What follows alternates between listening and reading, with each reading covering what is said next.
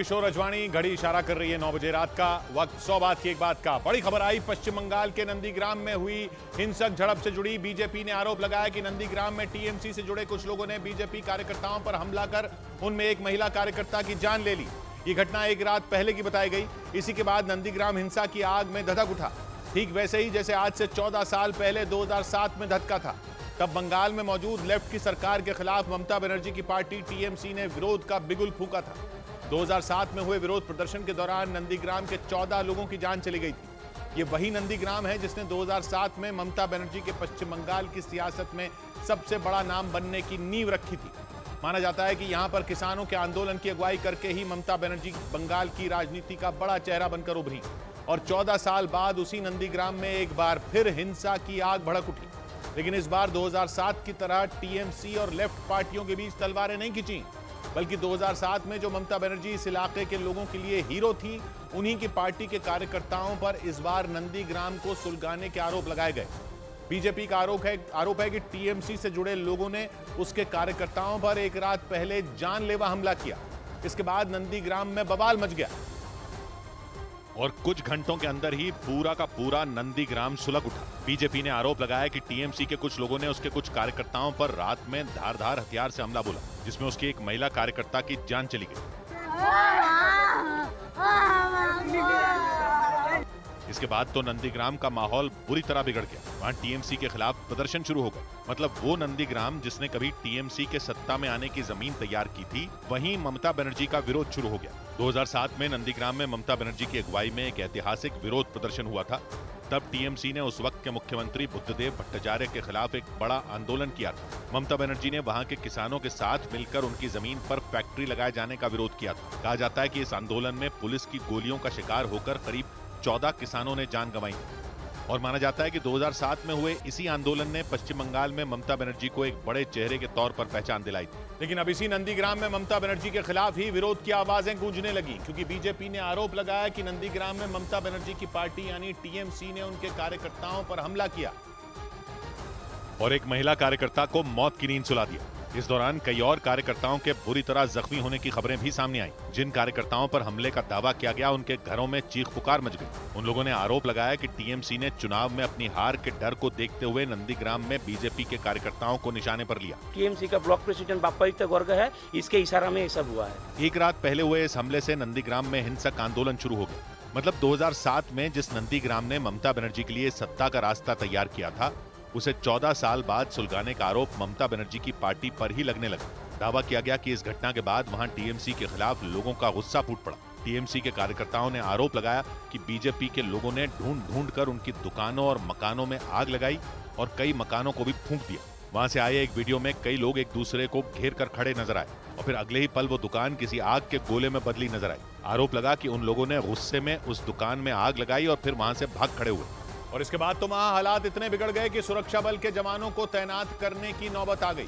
सुरक्षा बल के जवानों के नंदीग्राम पहुंचते ही फिर एक बार 2007 के उस आंदोलन की यादें ताजा हो गई। 2007 में बंगाल के सीएम बुद्धदेव भट्टाचार्य ने वहां करीब 2500 जवानों को भेज दिया था।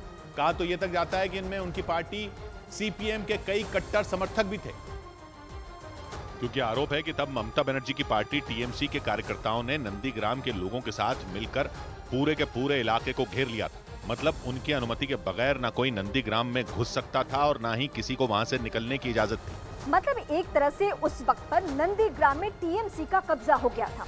कहा जाता है और दावा ये भी किया जाता है कि बंगाल पुलिस के जवानों को तब वहां के लोगों ने बुरी तरीके से खदेड़ दिया था और इसी वजह से तब के सीएम ने नंदीग्राम में हालात संभालने के लिए सुरक्षा बल के जवानों को मैदान में उतार दिया था, ठीक वैसे ही जैसे अभी किया गया। वहां लगातार बढ़ते तनाव को देखते हुए सुरक्षा बल के जवानों ने लोगों से पीछे हटने की अपील की और जब वो नहीं माने तो उन्हें रोकने के लिए कुछ जगहों पर जवानों को लाठीचार्ज तक करना पड़ा। वहां लाठीचार्ज की नौबत इसलिए आई क्योंकि जब पुलिस वालों ने हंगामा कर रही भीड़ को रोकने की कोशिश की तो प्रदर्शनकारी और हावी हो गए। वो पुलिस वालों को ही पीछे हटने की धमकी देते सुनाई दिए। दावा है कि इसी के बाद पुलिस वालों ने उन प्रदर्शनकारियों को डंडे के दम पर खदेड़ना शुरू कर दिया और दावा किया गया कि इससे वहां तनाव और बढ़ गया, क्योंकि नंदीग्राम इस वक्त बंगाल की सियासत का सबसे अहम हिस्सा बना हुआ है। ये वो इलाका है जहां की जीत हार सीधे सीधे ममता बनर्जी से संबंध रखती है। क्योंकि पश्चिम बंगाल में हुए पिछले विधानसभा चुनाव के वक्त से ही यहां ममता बनर्जी और शुवेंदु अधिकारी की सीधी टक्कर मानी जाती है। जबकि 2007 में हुए उस ऐतिहासिक आंदोलन के वक्त शुवेंदु अधिकारी ममता बनर्जी के सबसे करीबी और सबसे भरोसेमंद साथी थे। मतलब जब नंदीग्राम ने ममता बनर्जी को बंगाल की सियासत का सिकंदर बनाया, तब शुवेंदु अधिकारी ही नंदीग्राम में ममता बनर्जी का प्रतिनिधित्व कर रहे थे। लेकिन 2021 में हुए विधानसभा चुनाव में इसी नंदीग्राम सीट पर शुवेंदु अधिकारी और ममता बनर्जी के बीच टक्कर हुई और तब टीएमसी से बीजेपी में आए शुवेंदु अधिकारी ने यहां से महज 1957 वोटों के अंतर से जीत दर्ज कर ली थी। और तब पहली बार बीजेपी ने ममता बनर्जी और टीएमसी के गढ़ में सेंधमारी करने में कामयाबी हासिल की थी और इसे अपनी बड़ी जीत बताया था। बंगाल की सियासत में बड़ा दखल रखने वाला नंदीग्राम पूर्वी मेदिनीपुर जिले का हिस्सा है, जो राजधानी कोलकाता से 70 किलोमीटर दूर है और इसके सबसे करीब है हल्दिया शहर। हल्दिया का नाम हल्दी नदी की वजह से पड़ा है और इसी हल्दी नदी के किनारे नंदीग्राम भी है। ये हल्दी नदी ही नंदीग्राम तक पहुंचने का सबसे सीधा और सबसे आसान रास्ता है और माना जाता है इसी वजह से 2007 में बंगाल के सीएम बुद्धदेव भट्टाचार्य ने नंदीग्राम में केमिकल हब के तौर पर बदलने की इसे कोशिश की, लेकिन उनके रास्ते में नंदीग्राम के किसान आ गए थे, जिनकी अगुवाई टीएमसी की नेता ममता बनर्जी ने की थी। लेकिन इस बार वहां राजनीतिक रस्साकशी की आग सुलग उठी। बीजेपी ने आरोप लगाया कि टीएमसी के लोगों ने उनके कार्यकर्ताओं पर जानलेवा हमला किया और इसी का विरोध जताते हुए नंदीग्राम में बीजेपी ने बंगाल की ममता सरकार को घेरने की कोशिश की। बीजेपी ने अपनी कार्यकर्ता की मौत के लिए टीएमसी को जिम्मेदार बताते हुए ममता सरकार के खिलाफ प्रदर्शन शुरू कर दिए। नंदीग्राम के तमाम इलाकों में बीजेपी के कार्यकर्ता हाथों में झंडे लेकर ममता बनर्जी की सरकार के खिलाफ प्रदर्शन करते दिखाई दिए।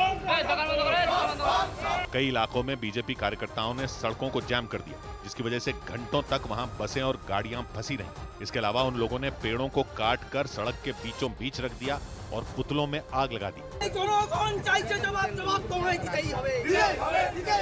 बीजेपी ने नंदीग्राम के पुलिस अधिकारी पर टीएमसी का साथ देने का आरोप लगाते हुए उन्हें सस्पेंड करने की मांग भी की।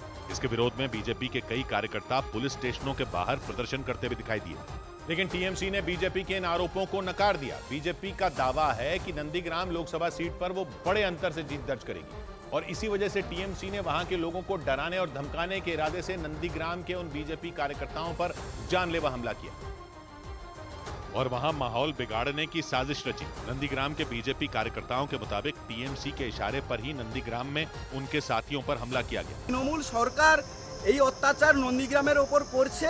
हालांकि टीएमसी ने इसे बीजेपी की अंदरूनी लड़ाई का नतीजा बताया और ये दावा किया कि जब से बंगाल में शुवेंदु अधिकारी बीजेपी का चेहरा बने, बीजेपी के पुराने नेताओं और उनके बीच खटास आ गई। टीएमसी नेताओं ने आरोप लगाया कि इसी आपसी खींचतान की वजह से नंदीग्राम में हमला हुआ, जिसका ठीकरा बीजेपी ने उन पर फोड़ने की कोशिश की। সেই সোনাচূড়া অঞ্চলে তৃণমূল কংগ্রেসের নেই, সেটা হচ্ছে বিজেপির অঞ্চল। সেখানে আমাদের পঞ্চায়েত মেম্বার কেউ নেই। हालांकि नंदीग्राम में मचे इस बवाल के बाद चुनाव आयोग ने भी सख्ती दिखाई। चुनाव आयोग ने नंदीग्राम के एसपी से इस पूरे बवाल की रिपोर्ट मांगी।